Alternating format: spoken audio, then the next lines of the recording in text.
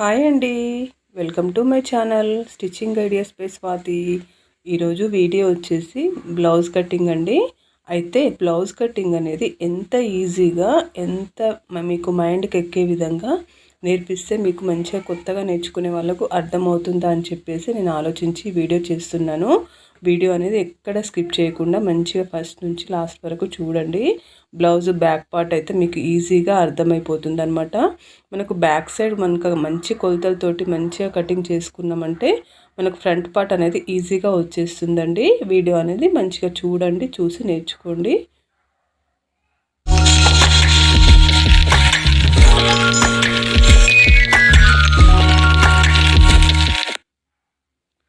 అయితే ఇప్పుడు మనము బ్లౌజ్ లైనింగ్ అనేది ఈ విధంగా తడిపేసి పెట్టుకున్నాం అనమాట. మంచిగా తడిపేసి ఒక హాఫ్ అన్ అవర్ నుంచి 1 అవర్ వరకు తడిపేసి నానబెట్టి తడిపేసి ఈ విధంగా ఆరబెట్టుకొని సమానంగా అనుకోండి. ఇవన్నీ మొత్తం క్లాత్ అనేది ఇట్లా సమానంగా పెట్టేసుకొని కూర ఉన్నది మనకు ఎదురుగా వైపు ఓపెన్ ఉన్నది మనకు ఎదురుగా వైపు ఇట్లా వేసేసుకొని మనకు సమానంగా అనుకొని వీలైతే ఐరన్ చేసుకోండి. వీలు కాని వాళ్ళు మాత్రం ఇట్లా సమానంగా అనేసుకోండి. ఎందుకంటే స్టార్టింగ్ స్టేజ్లో ఉన్న వాళ్ళకి ఐరన్ బాక్స్ అట్లాంటి ఫెసిలిటీస్ ఏమి ఉండవు కాబట్టి నేను చెప్తున్నాను. అయితే ఈ ఎడ్జెస్ ఉంటాయి కదా, ఈ ఎడ్జెస్ అనేవి ఇట్లా నీట్గా కట్ చేసేసుకోండి. అవి అలాగే ఉంచారంటే మనకు సైజ్ మళ్ళీ ఎక్కువ తక్కువ అయిపోతుంది అనమాట. ఎంత ఒక 1/4 ఇంచ్ నుంచి 1/2 ఇంచ్, ఒక్కోసారి అయితే 1/4 ఇంచే వస్తుంది, ఒక్కోసారి వస్తే 1/2 ఇంచ్ రావచ్చు. కానీ ఆ కొనలు అనేది నీట్గా కట్ చేసేసుకోండి. కట్ చేసుకున్న తర్వాత మళ్ళీ ఒకసారి లెవెల్గా ఇట్లా అనుకొని చూసుకోండి. చూసుకున్న తర్వాత మనకిప్పుడు బ్లౌజ్ హైట్ అనేది ఫస్ట్ తీసుకోండి. బ్లౌజ్ హైట్ అనేది అయితే నాకు ఇప్పుడు వీళ్ళు సైజ్ బ్లౌజ్ ఇవ్వలేదండి. సైజ్ బ్లౌజ్ ఇవ్వకుండా బాడీ మెజర్మెంట్స్ ఇచ్చేసారనమాట. నేను దాని ప్రకారంగా మీకు చూపిస్తున్నాను. ఇప్పుడు ఈ విధంగా బ్లౌజ్ హైట్ అనేది నేను 15 పెట్టాను. 15 పెట్టిన తర్వాత నెక్ షోల్డర్ కలిపి 5 తీసుకుంటున్నాను అనమాట. అది ఇక్కడ మార్కింగ్ పెట్టుకుంటున్నాను. చూడండి, లైన్ లాగా ఈ విధంగా గీసుకోవాలి స్ట్రైట్గా. ఎప్పుడైనా టేప్ అనేది స్ట్రైట్గా పట్టండి, క్రాస్ అనేది అస్సలు పట్టొద్దు. తర్వాత ఒక 2 ఇంచెస్ అనేది నెక్ కోసం మళ్ళీ ఇక్కడ కొంచెం మార్కింగ్ అనేది పెట్టుకుంటున్నాను. చూడండి, ఈ విధంగా మార్కింగ్ అనేది పెట్టుకుంటే మనకు అది నెక్ కోసం అని చెప్పేసి సపరేట్గా ఉండిపోతుంది అనమాట. ఆ తర్వాత వీపు కప్ అంటాం కదా మనము, వీపు కప్ అనేది నేను ఒక 5 ఇంచెస్ తీసుకుంటున్నాను. ఈ 5 ఇంచెస్ అనేది ఇక్కడ మార్కింగ్ పెట్టుకుంటున్నాను. మార్కింగ్ పెట్టేసుకొని ఆ తర్వాత నెక్ మనము 2 ఇంచులు వదిలిపెట్టాం కదా, ఇక్కడ కూడా 2 ఇంచులు అనేది మార్క్ చేసుకోండి. ఈ విధంగా ఇలా మార్క్ చేసుకొని పెట్టుకోండి. మార్క్ చేసుకున్న తర్వాత ఆ లైన్ని ఈ లైన్ని కలిపేసేయండి. కలిపేస్తే ఏంటంటే మనకి ఇందులో నెక్ అనేది వస్తుందన్నమాట, నెక్ వెడల్పు అనేది వస్తుందన్నమాట.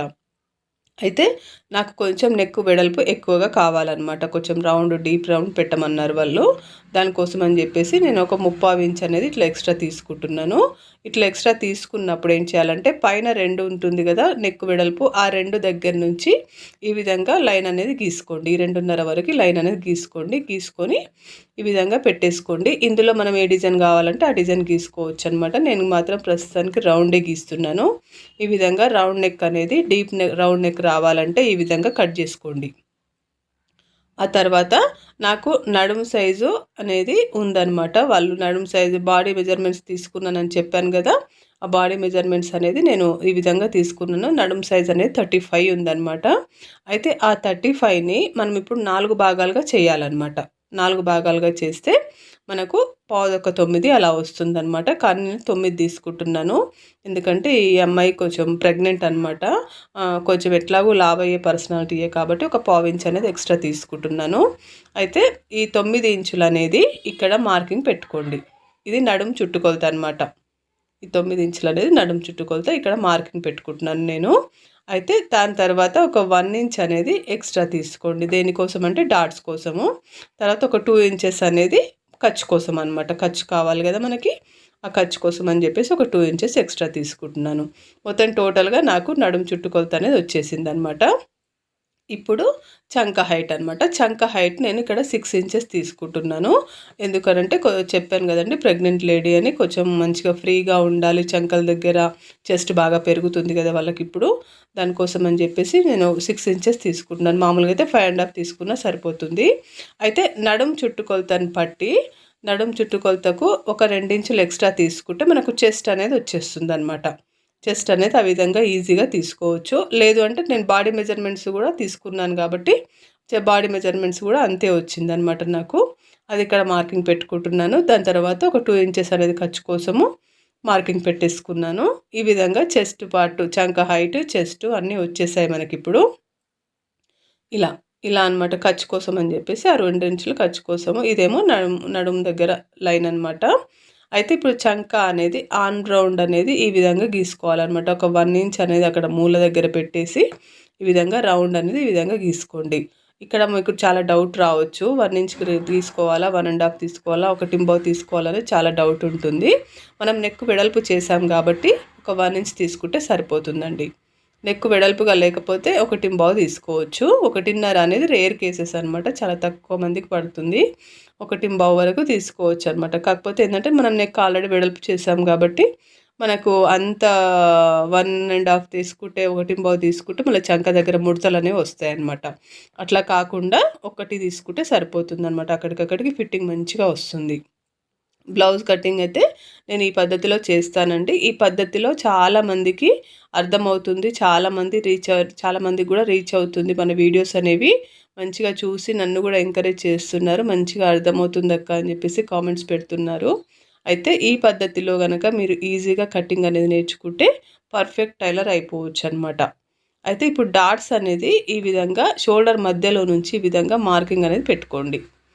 మార్కింగ్ అనేది పెట్టుకుంటే ఈజీగా వచ్చేస్తుంది అనమాట.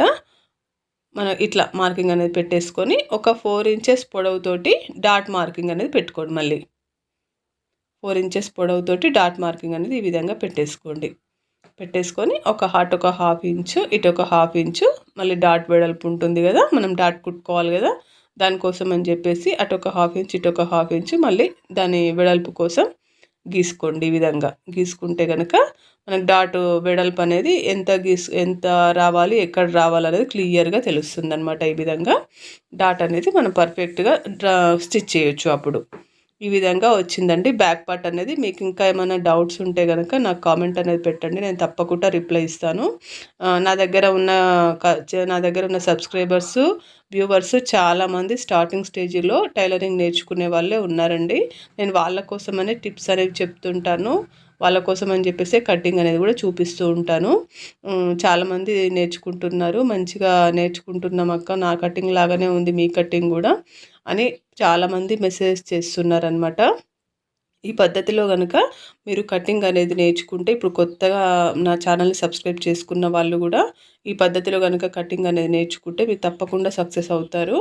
ఎందుకంటే మనం స్టార్టింగ్ స్టేజ్లో ఉన్నప్పుడు సింపుల్గా ఉండాలన్నమాట. మన కటింగ్ అనేది పెద్దగా హడావుడిగా లేకుండా, అర్థం కాకుండా అట్లా చెప్పకుండా ఇట్లా సింపుల్ పద్ధతిలో చెప్తే ఏంటంటే వాళ్ళకి ఈజీగా ఎక్కుతుందనమాట మైండ్కి, స్టార్టింగ్ స్టేజ్లో ఉన్న వాళ్ళకి. అందుకని చెప్పేసి నేను ఈ విధంగా చెప్తున్నాను. ఈ వీడియో కనుక నచ్చితే లైక్ చేసి షేర్ చేయండి, సబ్స్క్రైబ్ చేసుకోండి.